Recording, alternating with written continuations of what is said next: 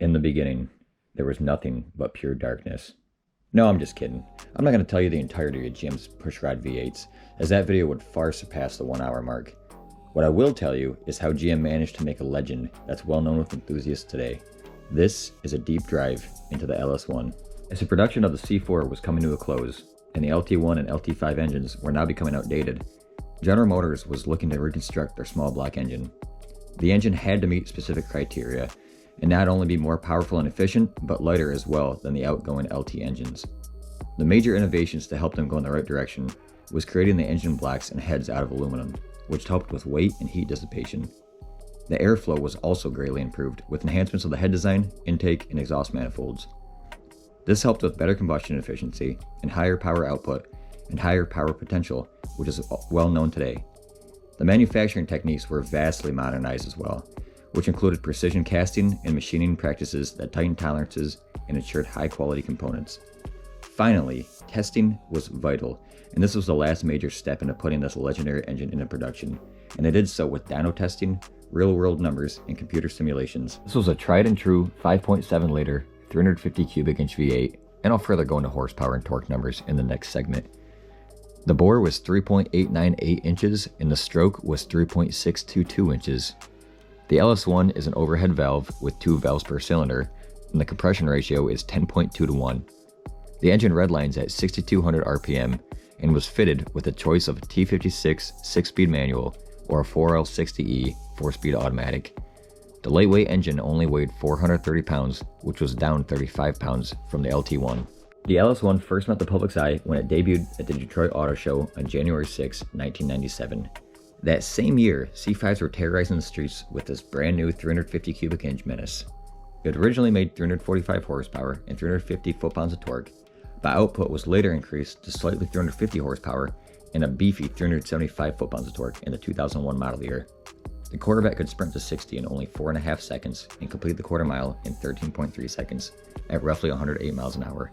Top speed was a blistering 175 miles an hour, and the light engine greatly contributed to the lean 3,214 pound curb weight of the brand new Vette. The Camaro then saw the introduction of the brand new LS1 in the following year in 1998, where it made a modest 305 horsepower and 335 foot-pounds of torque in the Z28, but power was up to 320 horsepower and 345 foot-pounds of torque in the SS.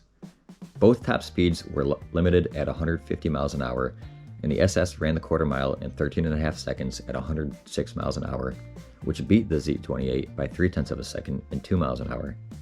The SS was also 0.3 of a second faster to 60 than the Z28, completing the feat in only 5.2 seconds.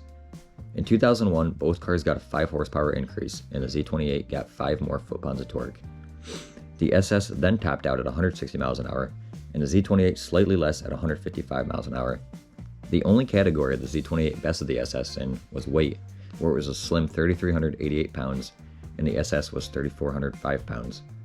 This combination lasted until the end of the 4th gen production in 2002. Likewise to the Camaro, the 1998 Pontiac Trans Am also got the LS1 for the first time. This was also the first vehicle that was non-Chevrolet to become equipped with a freshly crafted LS1. In this application, it made an identical 305 horsepower and 335 foot-pounds of torque as the Z28 did.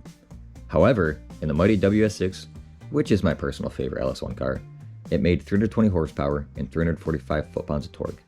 Also in 2001, the Trans Am power was bumped to 310 horsepower and 340 foot-pounds of torque. The WS6 seen an increase in power as well, receiving 325 horsepower and 350 foot-pounds of torque. The 0 to 60 for the Trans Am was a cool 5.3 seconds, and the WS6 dipped into the forest, hitting 60 in 4.9 seconds. They both topped out at 160 miles an hour, and the quarter mile times were identical to the Camaros of the corresponding trim levels of that same year. These cars were heavier though, at roughly 3,450 pounds. The last car to obtain the LS1 here in the States was the 2004 GTO, which was also the last year of the LS1. This was very similar to the C5, making 350 horsepower and 365 foot-pounds of torque. It ran its electronically governed legs all the way to 155 miles an hour and did the quarter mile in 13.6 seconds at 104 miles an hour. This was quick to 60 as well, hitting the mark in 5.3 seconds, despite its heavy status, with the automatic weighing as much as 3,713 pounds. The LS1 was a heavy hitter despite being a lightweight for its entire 7-year run. And although it hasn't been in production for 2 decades, there's still a thriving community and strong demand for these engines. They're extremely versatile, and you can swap over a lot of parts from other LS engines, and they're bulletproof, making heaps of power effortlessly. Compared to most of the later LS engines, this is one of the cheaper ones to get into. And I'm also going to explain further every LS engine in the order they were released, so stay tuned for that. I'm excited to make that kind of content. This is a series I want to maintain throughout the winter, as I can also sprinkle in some of my normal videos I'm accustomed to making. I also wanted to thank you guys so much for watching. This is kind of a new style of video, but I'm excited to make videos like this, and I'm going to really try to test my editing skills.